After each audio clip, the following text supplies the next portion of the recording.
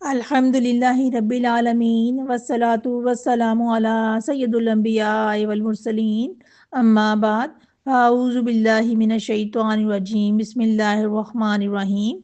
اب ہم سورہ بقرہ کی آیت نمبر 2 اس کی تفسیر کرتے ہیں۔ ذالک الکتاب لا ریب فیہ، ترجمہ یہ کتاب اس میں کوئی شک نہیں ہے۔ ذالک الکتاب سے مراد وہ ایک کتاب ہے۔ ایسا کیوں کہا گیا ہے؟ اس لیے کہ یہ کتاب ابھی نازل تو نہیں ہوئی، یہ 1400 سال پہلے مکہ کی بستی میں نازل ہوئی تھی۔ وہ بستی بھی ہم سے دور ہے، اور جس زمانے میں نازل ہوئی وہ عرصہ بھی ہم سے دور ہے، لہٰذا وہ کتاب جو 1400 سال پہلے نبی صلی اللہ علیہ وسلم پر نازل ہوئی تھی، اسے ذالک الکتاب وہ کتاب کہا جاتا ہے۔ لیکن زیادہ تر تفاسیر اور ترجمہ میں ذالک الکتاب سے مراد یہ کتاب لی جاتی ہے، اور آپ دیکھیں گے ترجمے میں عام طور پہ ایسا ہی لکھا ہوتا ہے۔ ایسا کیوں ہے؟ قرآن سے دوری کا تاثر ختم کرنے کے لیے، قاری اور قرآن کے درمیان قرب قائم کرنے کے لیے وہ کتاب کی بجائے یہ کتاب کہا جاتا ہے۔ اور ویسے بھی یہ کتاب ہر قاری کے ہاتھ میں ہوتی ہے، تو پھر اسے ذالک الکتاب یعنی وہ کتاب نہیں بلکہ یہ کتاب کہا جائے گا، یعنی با محاورہ ترجمہ میں یہ کتاب کہا جاتا ہے، کیونکہ گرامر کے لحاظ سے ذالک الکتاب کا مطلب کا جو ترجمہ ہے وہ کتاب ہے، لیکن گرامر اور با محاورہ ترجمہ میں فرق کی وجہ سے کہیں آپ پریشان نہ ہوں، اس لیے یہ بتایا گیا ہے کہ وہ کتاب جو نبی صلی اللہ علیہ وسلم کے زمانے میں نازل ہوئی تھی، وقت کے حوالے سے بھی اور علاقے کے حوالے سے بھی، لیکن ایکچولی وہ کتاب ہمارے پاس ہے، تو ہم وہ کتاب کی بجائے کہیں گے یہ کتاب۔ الکتابو سے مراد کوئی ایک کتاب نہیں، اگر کوئی ایک کتاب ہوتی تو پھر کتابن ہوتا۔ یہاں الکتاب کا لفظ آیا ہے جس سے مراد ہے خاص کتاب، the best book, the most complete book, the most perfect book. تو سب سے زیادہ مکمل، سب سے بہترین، سب سے محفوظ کتاب قرآن ہے۔ نہ ایسی کوئی کتاب پہلے تھی، نہ ہے، اور نہ قیامت تک ہوگی۔ یہ الکتاب، دا بک، دا بیسٹ بک کیسی ہے، کس پائے کی ہے، کس درجے کی ہے، یہ ہمیں قرآن بتاتا ہے، ہمیں حدیث بتاتی ہے۔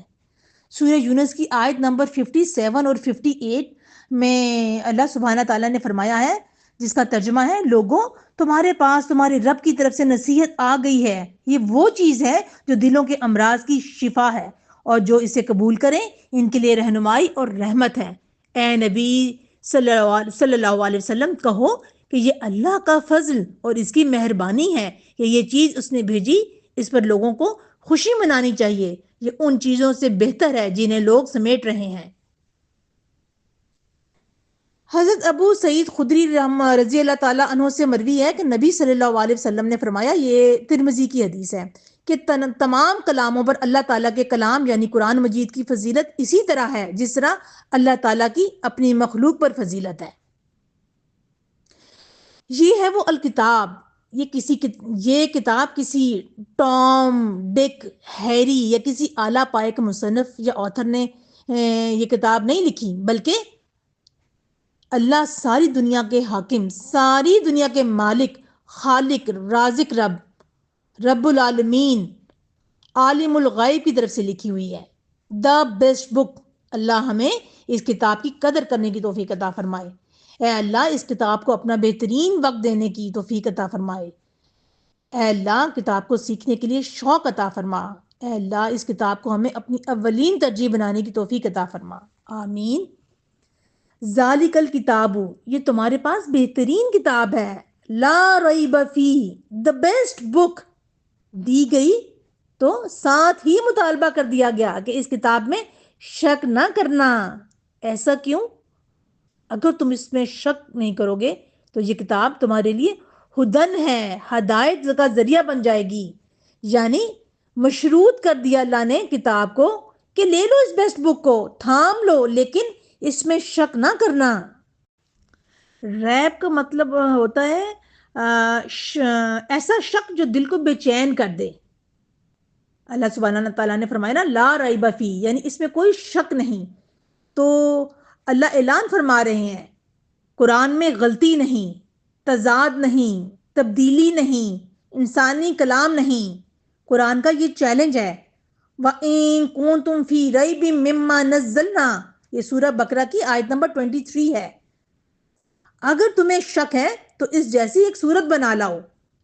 1400 سال گزر گئے، کوئی مقابلہ نہ کر سکا.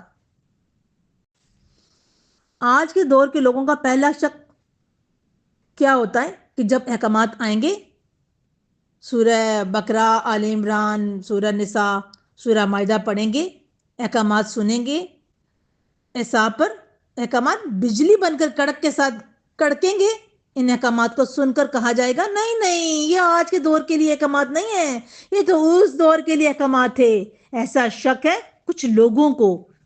آج قرآن کے احکامات، قرآن کے حلال اور حرام کے احکامات پر شک ہے. پڑھے لکھے لوگوں کو، انٹیلیجنسیا کو، ایلیٹس کو، لوگوں کو یہ شک ہے. وہ کہتے ہیں we need to change these احکامات. نہیں، ان میں شک مت کرو. آج کے دور کے لوگ کہتے ہیں کہ لوگ چاند پر، مریخ پر پہنچ گئے اور یہ قرآن پڑھنے والے 1400 سال پرانے احکامات بیان کر رہے ہیں. ان کو بدلنے کی ضرورت ہے. آپ نے انلائٹنڈ اسلام، ماڈریٹ اسلام کا نعرہ تو سنا ہی ہوگا. شک ہے، یہ کہتے ہیں اس میں اجتہاد کی ضرورت ہے.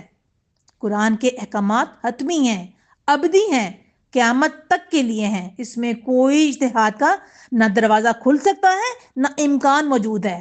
اور احکامات ہی ایسے ہیں کہ ہر دور، ہر علاقے، ہر وقت کے لوگوں کے لیے اپلیکیبل رہیں گے. اور احکامات بہترین بھی ہیں. اللہ سبحانہ تعالیٰ نے فرمایا ہے سورہ مائدہ کی آیت نمبر 3 میں، الیوم اکملت لکم دینکم، جس کا ترجمہ ہے آج کے دن میں نے تمہارے لیے تمہارا دین مکمل کر دیا.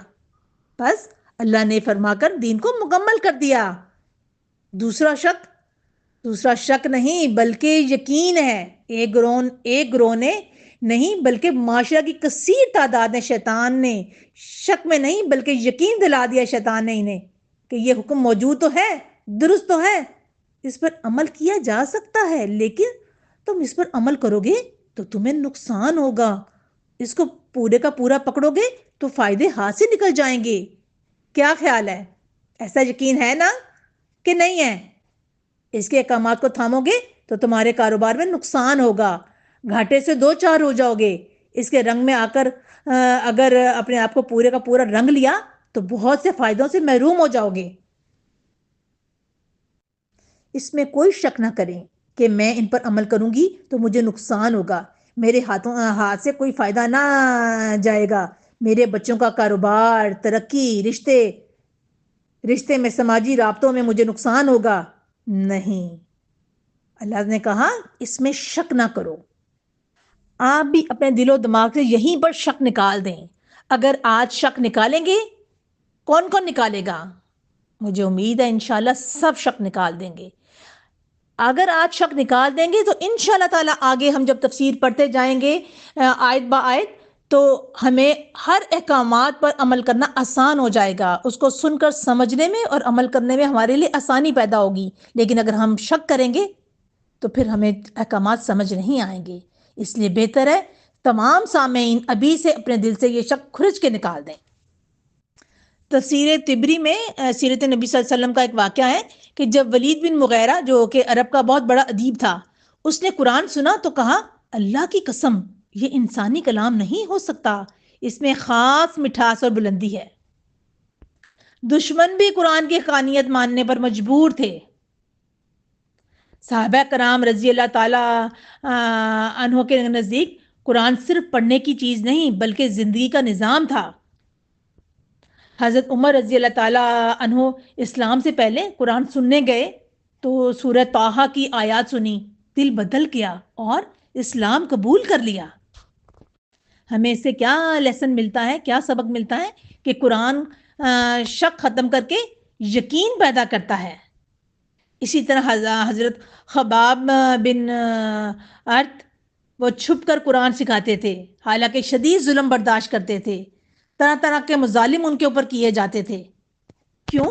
کیونکہ انہیں یقین تھا کہ یہ اللہ کا کلام ہے. اسی طرح حضرت فاطمہ بنت خطاب رضی اللہ تعالی عنہا قرآن پڑھ رہی تھیں. ان کے صبر اور قرآن سے تعلق نے حضرت عمر رضی اللہ تعالی عنہ کی یہ ہدایت کا سبب بنایا. ایک عورت کا قرآن سے تعلق پوری تاریخ بدل سکتا ہے. قرآن شک کیوں دور کرتا ہے؟ قرآن 3 طریقوں سے دل کو مطمئن کرتا ہے. سب سے پہلے نمبر 1، عقل کو مخاطب کرتا ہے. کائنات پر غور کرو. افلا یتدبرون القرآن، یہ سورۃ نساء کی آیت نمبر 82 ہے. کیا وہ قرآن میں غور نہیں کرتے؟ دوسرا، دل کو سکون دیتا ہے. سورہ رات کی آیت نمبر 28، الا بذکر اللہ تطمئن القلوب،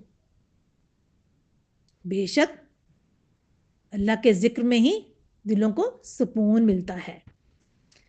نمبر 3، زندگی کو راستہ دیتا ہے. قرآن صرف عبادت نہیں، مکمل نظام حیات ہے، مکمل ضابطۂ حیات ہے. نبی صلی اللہ علیہ وسلم کا قرآن سے ایسا تعلق تھا کہ حضرت عائشہ رضی اللہ تعالی عنہا سے پوچھا گیا نبی صلی اللہ علیہ وسلم کا اخلاق کیسا تھا. انہوں نے فرمایا، یہ صحیح مسلم کی حدیث ہے، کہ آپ صلی اللہ علیہ وسلم کا اخلاق قرآن تھا. یعنی قرآن صرف پڑھنے کی کتاب نہیں، جینے کی کتاب نہیں، بلکہ پورا ضابطہ حیات ہے. آپ کو ہر چیز سکھاتا ہے. اب ہم دیکھتے ہیں کہ ہمیں اس ساری تفسیر سے کیا سبق ہمیں ملا. سب سے پہلے کیا سبق ملا؟ قرآن پر مکمل یقین پیدا کریں. شک علم کی کمی سے آتا ہے، قرآن سے جڑنے سے ختم ہوتا ہے. قرآن کو صرف ثواب کے لیے نہ پڑھیں، ہدایت لینے کے لیے پڑھیں. روزانہ قرآن کا وقت مقرر کریں. صحابہ روزانہ قرآن سے تعلق رکھتے تھے، روزانہ قرآن کی تلاوت کرتے تھے، اس کی تفسیر سمجھتے تھے. قرآن کو زندگی میں نافذ کریں. پڑھنا آغاز ہے، عمل اصل مقصد ہے. بچوں اور گھر کو قرآن سے جوڑیں. ہدایت گھروں سے شروع ہوتی ہے. جب انسان قرآن کو یقین کے ساتھ پکڑ لیتا ہے تو زندگی کے اندھیرے ختم ہو جاتے ہیں. رسول اللہ صلی اللہ علیہ وسلم نے فرمایا کہ میں تم میں 2 چیزیں چھوڑ کر جا رہا ہوں، جب تک انہیں مضبوطی سے تھامے رکھو گے گمراہ نہیں ہوگے. ایک اللہ کی کتاب اور دوسری میری سنت. اللہ سبحانہ تعالی ہمیں اس قرآن پر یقین کرنے اور اس کو یقین سے تھامنے کی توفیق عطا فرمائے، اور اللہ سبحانہ تعالی ہمارے دل سے ہر طرح کا شک نکال دے، ہر طرح کے شیطان کے ڈالے ہوئے وہم نکال دے. اللہ سبحانہ تعالی ہم سب کو اس پر عمل کرنے کی توفیق عطا فرما. آمین یا رب العالمین.